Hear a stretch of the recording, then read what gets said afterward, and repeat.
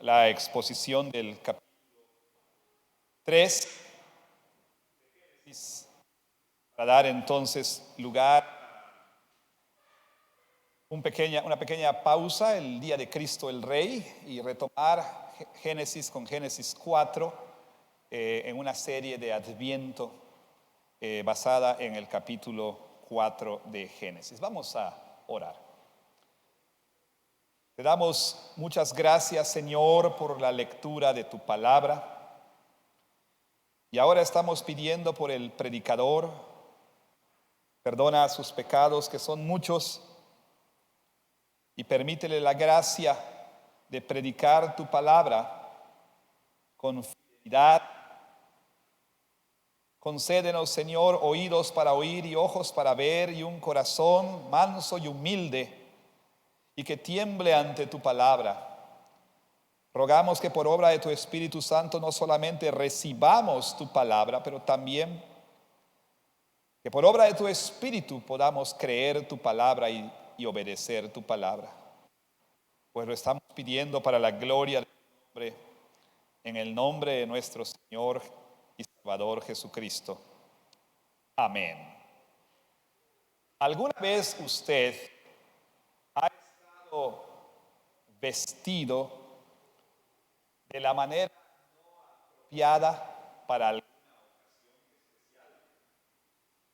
¿Alguna vez tuvo la experiencia de no tener la vestimenta correcta, apropiada para una reunión, para una fiesta? Es decir, llegar entonces al lugar de la reunión vistiendo tal vez jeans y una camiseta, unos tenis o tal vez shorts o una bermuda, una camiseta y sandalias, y al entrar vemos a todos que están vestidos de saco y corbata y vestido de noche. O a lo mejor lo contrario, usted fue su mejor gala, su mejor vestido, quizá fue con un saco, una corbata, llega a la fiesta y todos están en short y chanclas y camiseta. No sé si usted ha tenido esa experiencia alguna vez, pero bueno, es algo vergonzoso el estar vestido con la ropa incorrecta o no adecuada para la ocasión. Por eso es que a veces nos aseguramos de preguntar, oye, ¿cómo hay que ir vestidos? ¿Esto es de etiqueta? ¿Es de gala? ¿Es casual? ¿Cómo es el código de vestimenta? Bueno, no sé si usted ha tenido la experiencia, pero cuando los que sí hemos tenido la experiencia llegamos al lugar vestidos de manera incorrecta, bueno, lo que sufrimos es vergüenza. Sin embargo, hay otras ocasiones en la vida cuando no tener vestimenta correcta puede conducir a algo pues peor que la vergüenza. Pues me refiero a algo que, por ejemplo, a mí me sucedió hace un tiempo. Mi esposa y yo fuimos invitados a una conferencia de misiones en Birmingham, Alabama. Y bueno, la verdad yo no sabía qué esperar. Llegamos a Birmingham y empezó a hacer frío. Yo llevé un suéter adecuado para ese clima. Además, usted sabe, uno que vive aquí en Yucatán, uno está acostumbrado al calor. Y para nosotros 25 grados ya es frío. Ahí vemos a las muchachas de la iglesia, 25 grados con bufanda, bota y demás, ¿no? Bueno, por demás decir que yo me estaba muriendo de frío, pero no tenía un suéter apropiado. Por la gracia de Dios, nuestro anfitrión se percató de la situación y me dio un suéter suyo, lo que vino a aminorar el impacto del frío. Sin embargo, hacía un frío tal, estábamos prácticamente en 0 grados Celsius y yo tenía mucho frío. Además, precisamente quizá por el clima, pipa y demás. Y bueno, gracias a Dios, el anfitrión también se dio cuenta y ya me dio una chamarra, como solemos decir aquí en Yucatán, ya apropiada, gruesa, y eso me hizo soportar los 3 días aquí en Birmingham. En el pasaje de hoy vemos a Dios también proveyendo un vestido adecuado para Adán y Eva. Vea cómo dice la palabra de nuestro Dios. Y Jehová Dios hizo al hombre y a su mujer túnicas de pieles y los vistió. Jehová Dios, el Señor, hizo túnicas de pieles para Adán y a Eva y los vistió con ellas. Esto es interesante y sorprendente, sobre todo cuando tomamos en cuenta que en el capítulo 2, al final del capítulo 2, leemos lo siguiente en el versículo 25. Y estaban ambos desnudos, Adán y su mujer, y no se avergonzaban. Adán y Eva estaban desnudos, pero en el capítulo 3 vemos a Dios vistiéndoles. Capítulo 2, desnudos. En el capítulo 3, Dios les pone una vestimenta. ¿Qué es lo que sucedió? ¿Qué pasó?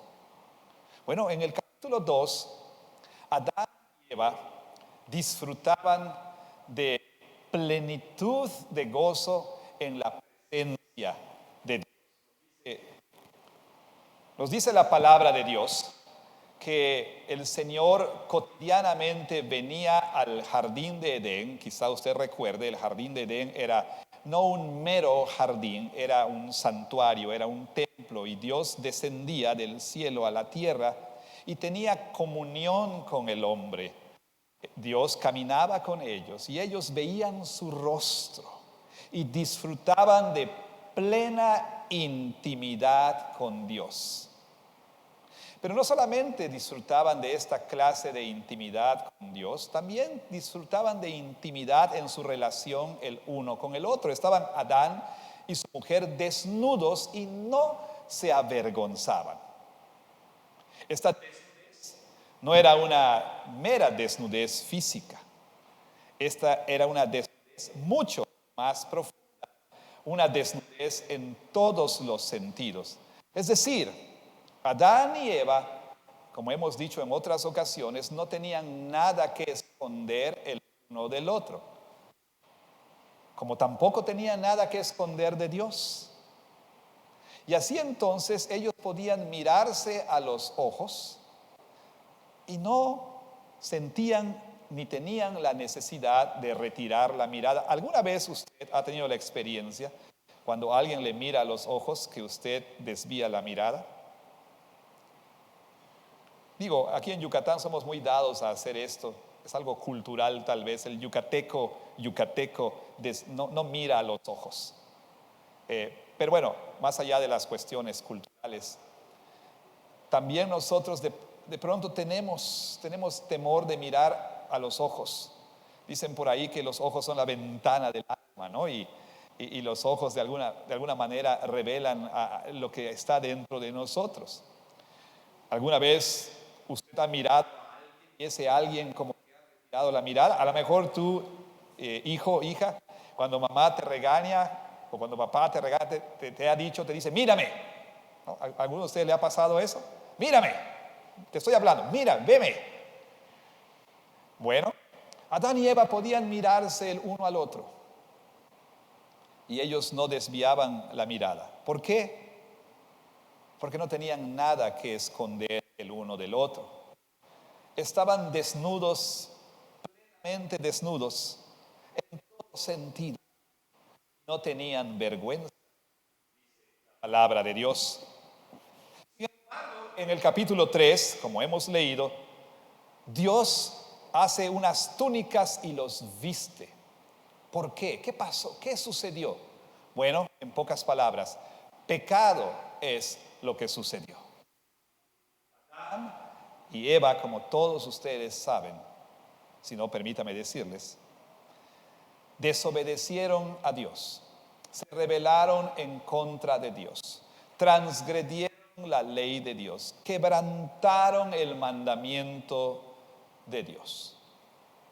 Dios les había dicho explícitamente: pueden comer de todo árbol, pero del fruto de este árbol, el árbol del conocimiento del bien y del mal, de él no comerán, porque el día que ciertamente morirán.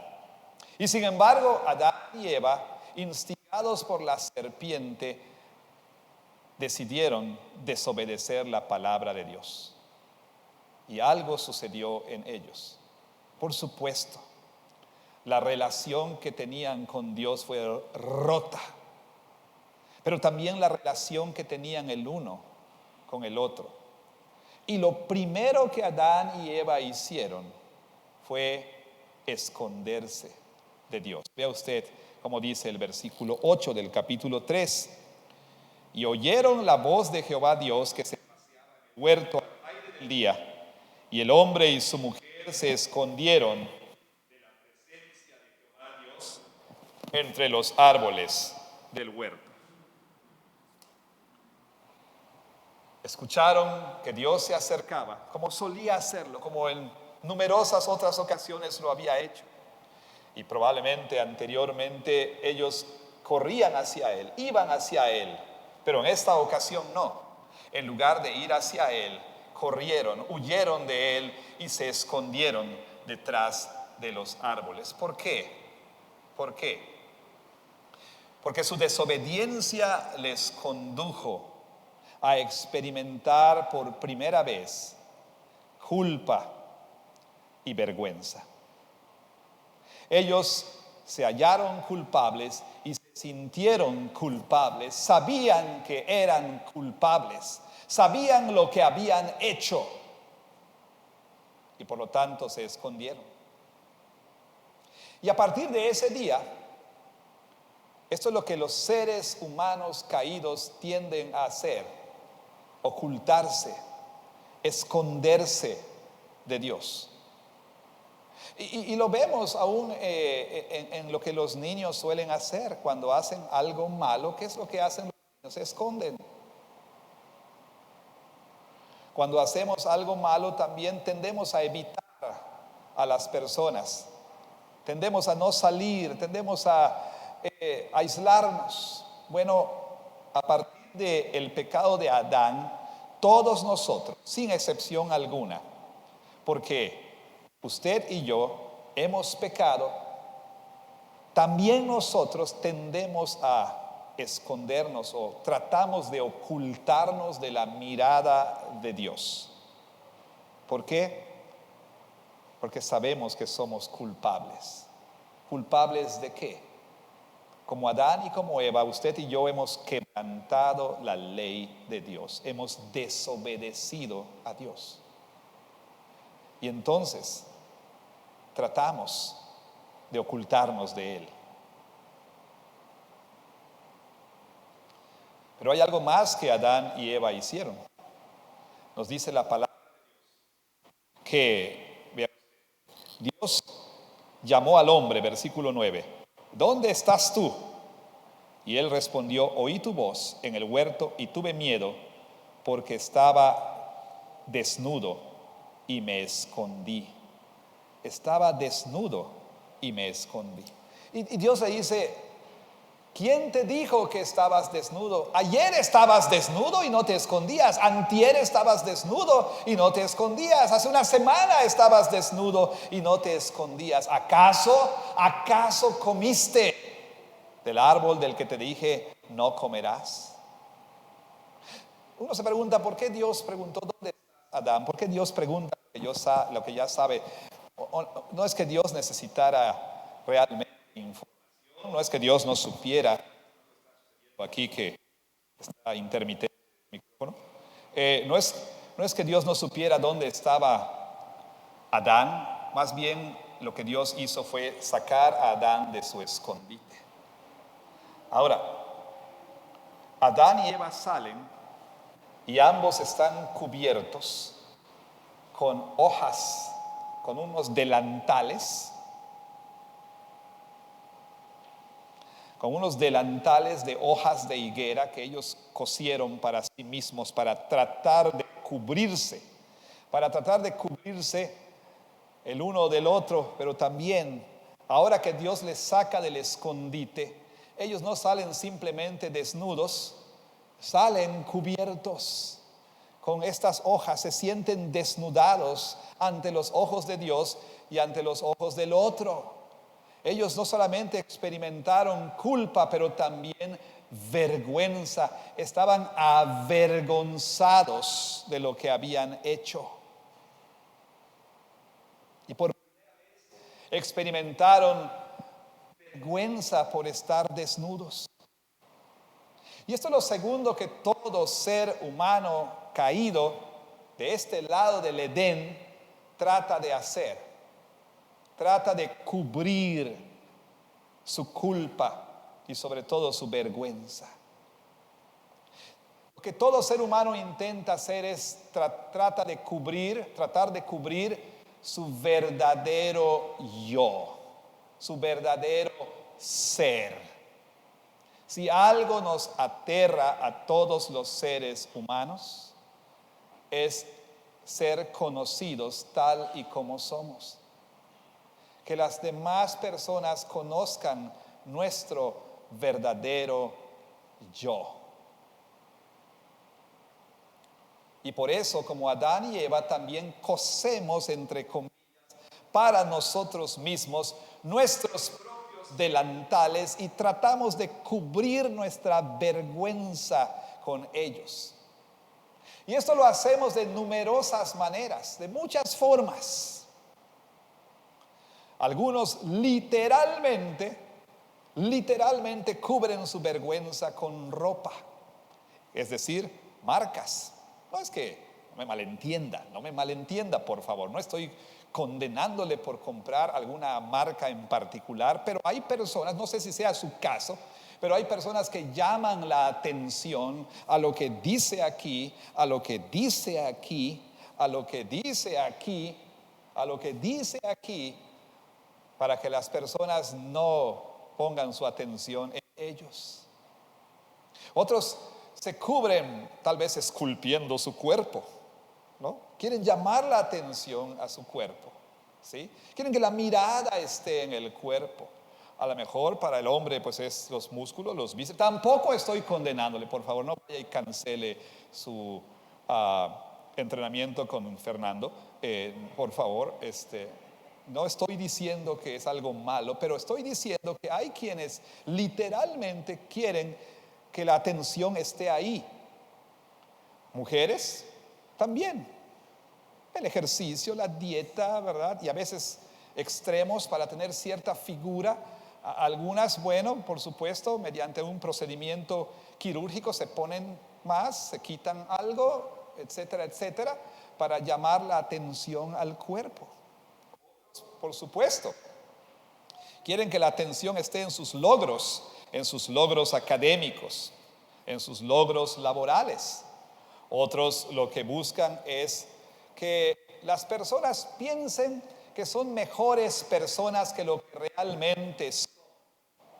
Y así entonces lo que hacen es pues tratar de poner frente a los ojos de los demás un yo que no corresponde a la realidad, y eso es lo que solemos hacer en las redes sociales. Discúlpeme por decirlo, esta no es una cifra exacta ni proviene de una investigación de ciencias sociales, ¿verdad? Pero hay quienes dicen y sospechan que más del 90%, 95%, qué sé yo, de las personas que están en las redes sociales lo que hacen es pretender lo que no son. No sé si este sea el caso, no lo sé, pero muchas personas, bueno, quieren ser vistas como más inteligentes, más divertidas, más bellas, más sabias que lo que realmente son. Y lo que hacemos en las redes sociales es presentar una versión curada de nosotros mismos. Y usted lo sabe. Se lo vuelvo a decir, hermana, señorita, ¿por qué tomarte 5 o 6 selfies antes de poner más se ajusta a lo que tú quieres que los otros vean? ¿O por qué no te tomas la foto despertando y pones esa foto? Así tal cual despertaste. ¿Qué es lo que quieres que vean? Tu mejor yo, la mejor versión de ti. la cual muchas veces es una versión artificial porque, pues obviamente te pasaste un buen tiempo con el maquillaje y el vestido y luego recurres a los filtros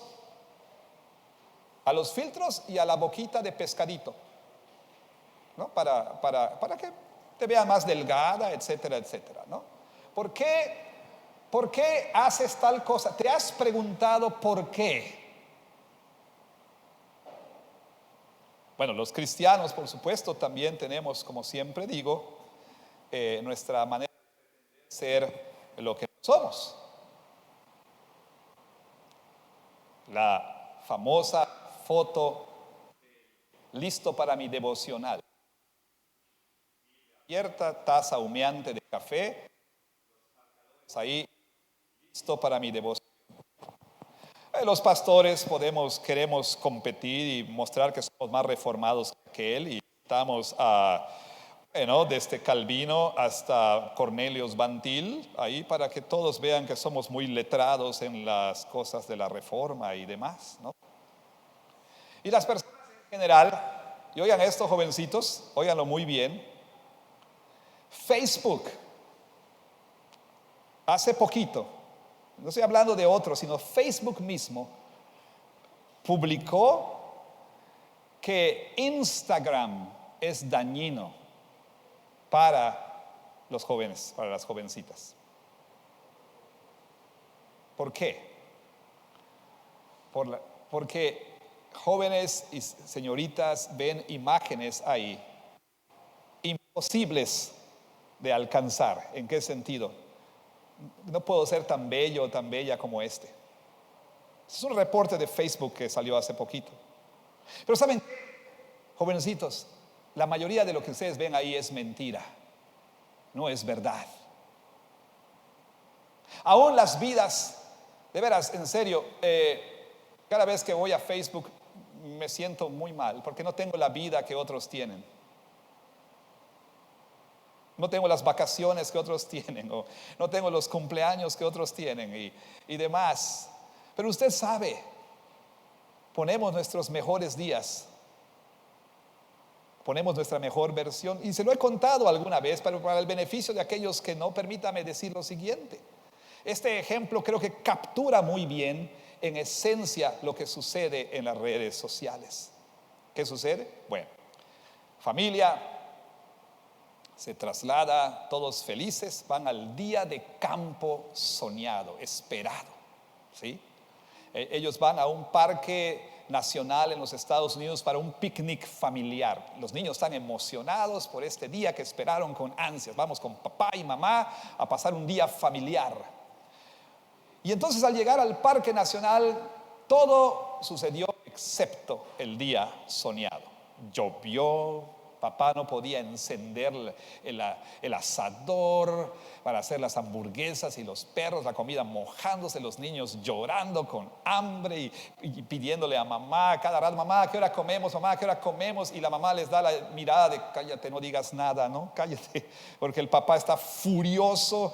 Y bueno, ya frustrados, ya cansados y mojados, se meten al coche para regresar a casa, y ahí en el carro los llantos y la discusión y demás. Pero antes de salir del parque nacional, paran ante el letrero, ¿verdad?, de bienvenidos a tal parque. Todos se bajan, se toman la selfie,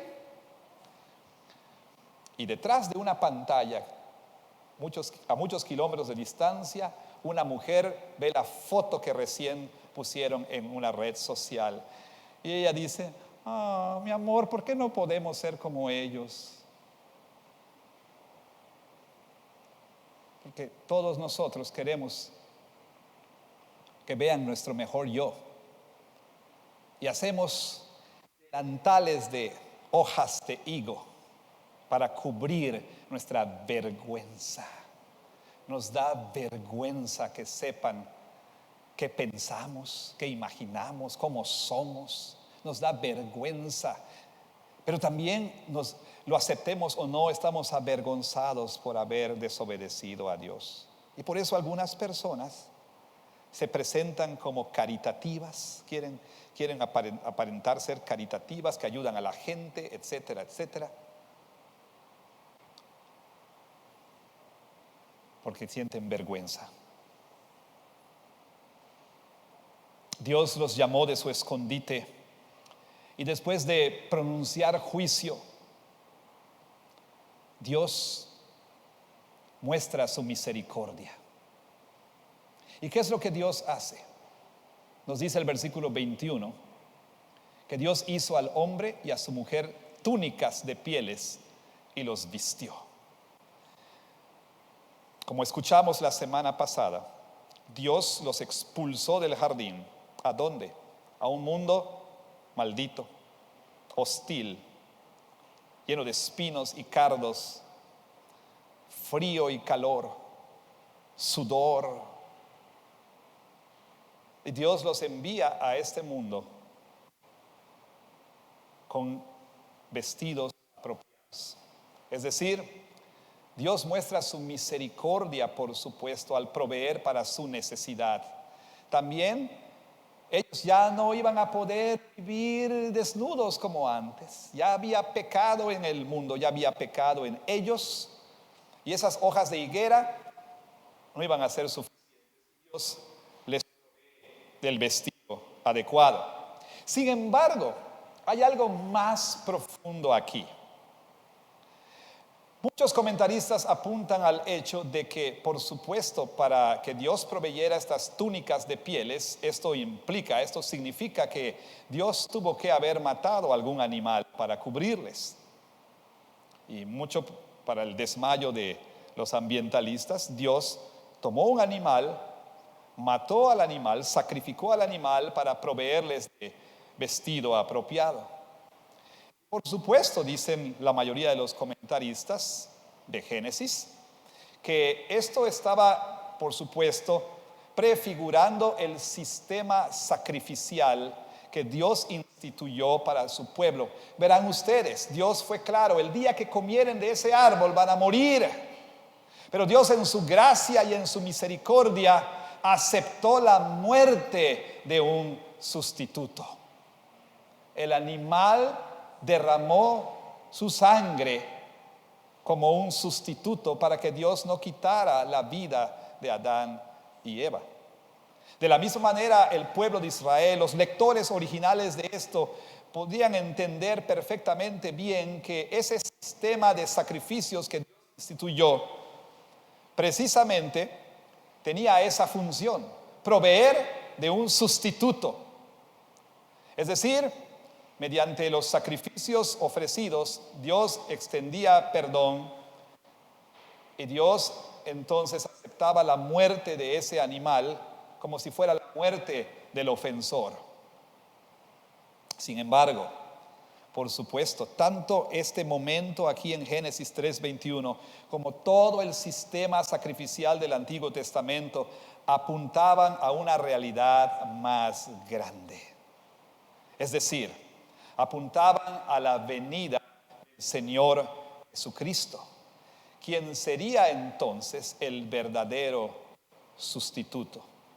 Verá usted, el primer Adán desobedeció, quebrantó y transgredió la ley de Dios. Cristo, el segundo y verdadero Adán, nuestro Señor Jesús, obedeció la ley de Dios perfectamente. Si Adán en el jardín de Edén, si Adán hubiera obedecido la ley de Dios, hubiera sido declarado justo por Dios. Sin embargo, todos sabemos qué ocurrió. A diferencia del primer Adán, Cristo Jesús fue declarado justo por Dios. Él obedeció perfectamente, exhaustivamente, completamente, profundamente la ley de Dios. Y sin embargo, fue a la cruz. Y en la cruz nuestro Señor Jesús murió. Murió como un sustituto. Murió para llevar nuestra culpa. Murió para llevar nuestra vergüenza.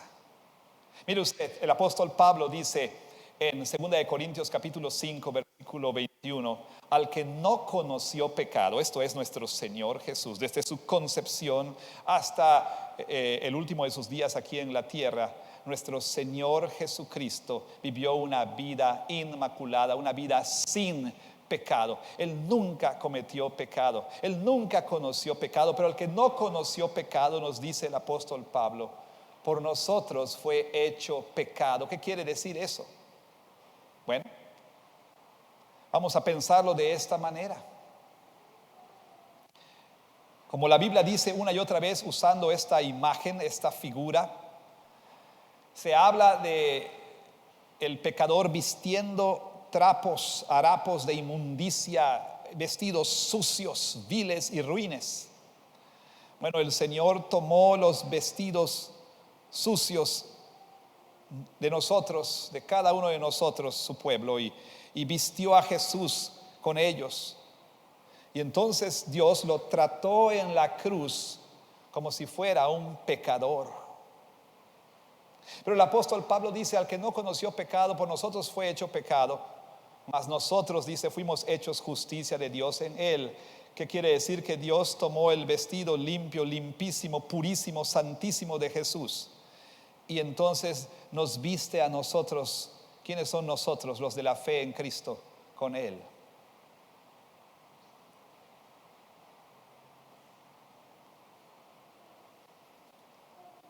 Pero algo más sucedió en la cruz. Cristo llevó nuestra vergüenza en la cruz.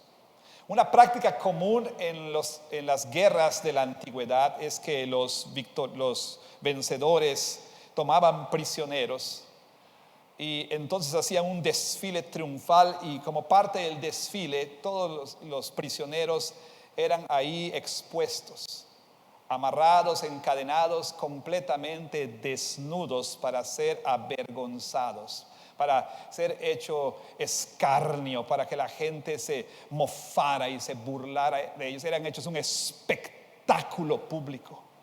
Mire, con toda nuestra obsesión en esta cultura, con la pornografía y con los vestidos inmodestos, con la manera de vestir poco pudorosa y cada vez más reveladora, ¿sí? Con toda la obsesión con playas nudistas y demás, hasta el día de hoy los seres humanos tenemos miedo de que nos vean desnudos, ¿no es verdad?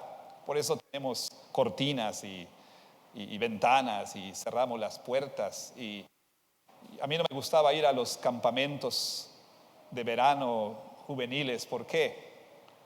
Porque en la mayoría de esos campamentos los baños eran así como que comunitarios, ¿no? Y las regaderas ahí, pues ahí sin división. Y no sé, al menos a mí me daba mucha vergüenza el poder estar desnudo con otros hombres ahí también. Una de las experiencias más vergonzosas de la vida fue en ese tiempo, creo que todavía no lo hacen, el examen para el servicio militar. Experiencia muy vergonzosa. Bueno, no nos gusta que nos vean desnudos, nos cubrimos, nos da pena. Ninguno de nosotros quiere ser visto desnudo. Y por supuesto, en las guerras, en esos desfiles, el propósito de desnudar a esos prisioneros era avergonzarlos.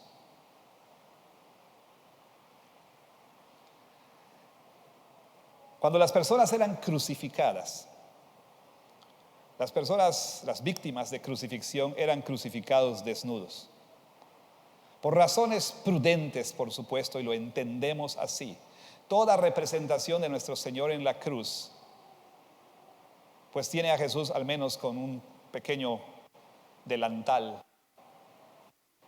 Pero los crucificados eran crucificados desnudos. ¿Por qué? Porque era precisamente uno de los objetivos de la crucifixión, hacer escarnio público de la víctima, avergonzarlo, exponerlo ante todos, para que todos pudieran mofarse de él.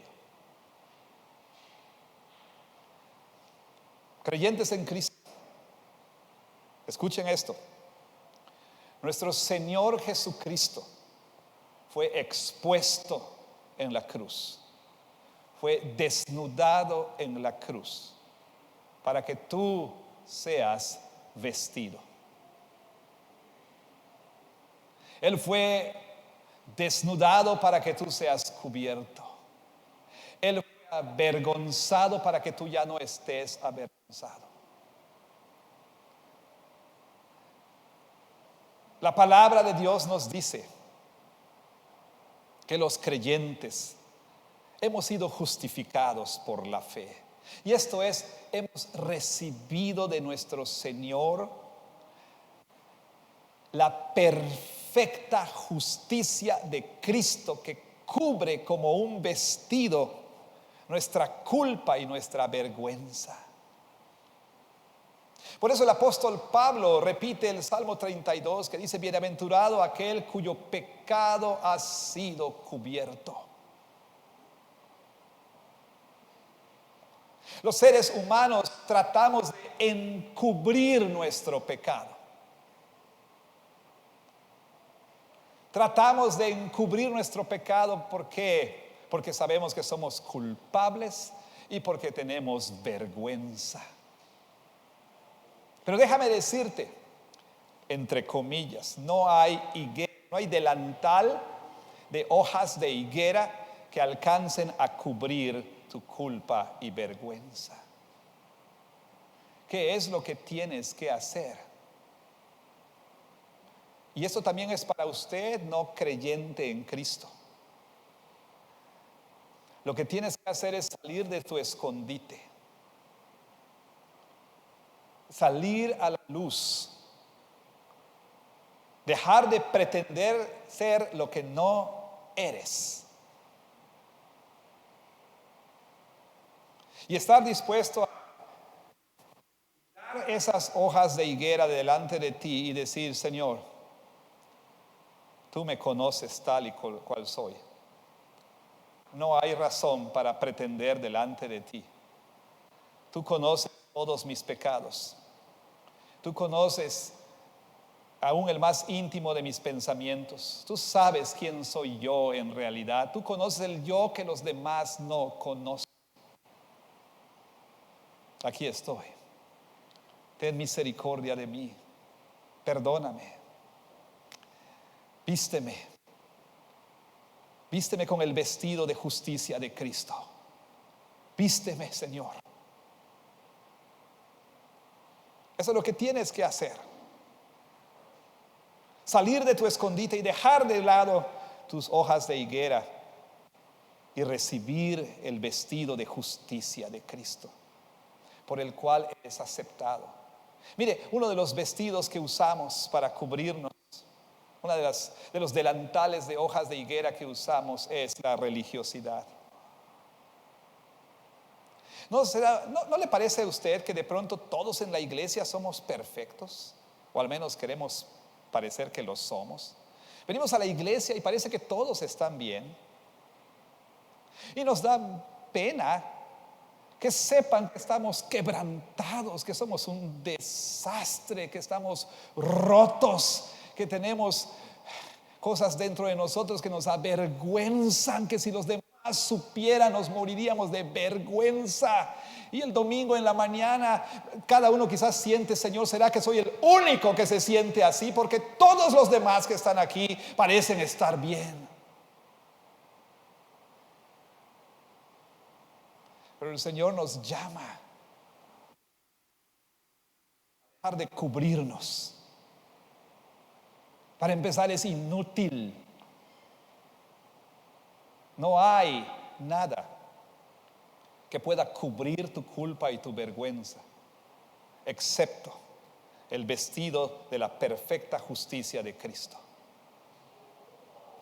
Entonces, el llamado es arrepentirnos de nuestro pecado, arrepentirnos en particular de nuestro intento humano de aparentar ser lo que no somos y estar dispuestos a mostrarnos ante Dios como somos, para que entonces Él nos vista con la justicia de Cristo y ya no tengamos que pretender el uno con el otro. Pero aún más, ¿Por qué es necesario que hagamos esto? Porque en el día del juicio, queremos estar vestidos con ese vestido. No queremos ser hallados con nuestro propio vestido. ¿Sabe qué va a pasar en el día del juicio? Cuando Jesús venga, un pequeño atisbo de lo que va a suceder es Apocalipsis 6. En Apocalipsis 6 leemos de la segunda venida de Cristo. Nos dice en Apocalipsis 6 que en ese día los hombres y mujeres, chicos y grandes, pecadores, no justificados por la fe, no regenerados por el Espíritu Santo, dirán a las piedras: caigan sobre nosotros y que escóndanos de la ira de aquel. ¿Qué es lo que sucede? Vístanos, cúbranos, rocas, cúbranos, porque en ese día todas las vestimentas falsas de marcas caras y diplomas y logros y cuerpazos y redes sociales y lo que usted quiera, todas estas van a caer y vamos a estar desnudados delante de Dios. Y entonces, viéndonos desnudos ante la mirada de aquel que es santo, la gente dirá: ocúltenos, caigan sobre nosotros.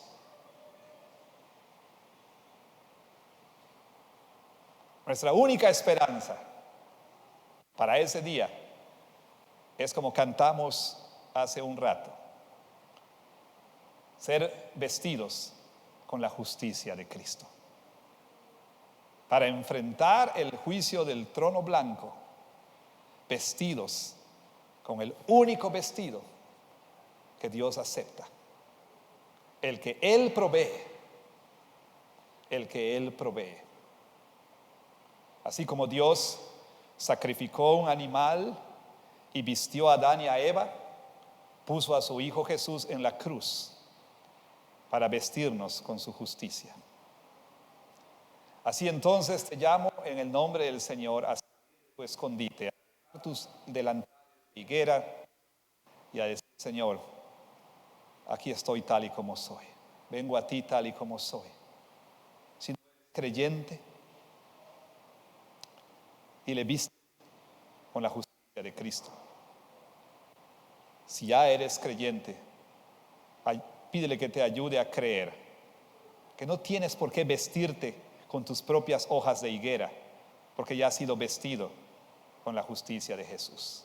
Que Dios bendiga su palabra. Amén.